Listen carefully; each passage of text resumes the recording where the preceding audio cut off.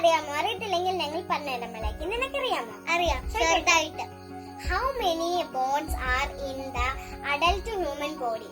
206 bones ഉണ്ട് നമ്മുടെ ശരീരത്തിൽ. What is the main function of RBC?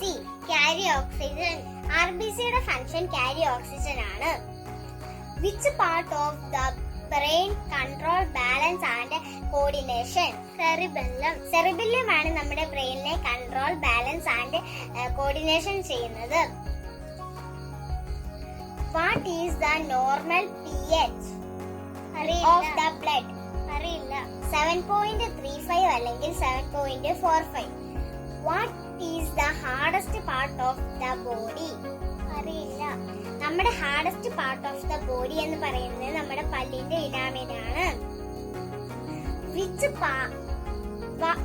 How many chambers does the human heart have?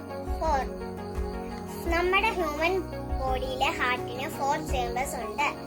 Which part of the human body provide insulin?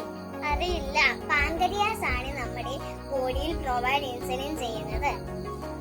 Which vitamin is provided when the skin is exposed to sunlight?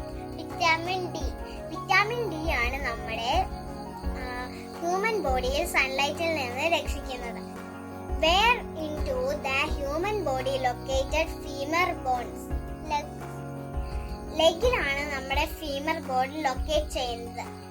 Which blood type is universal donate? O positive. O positive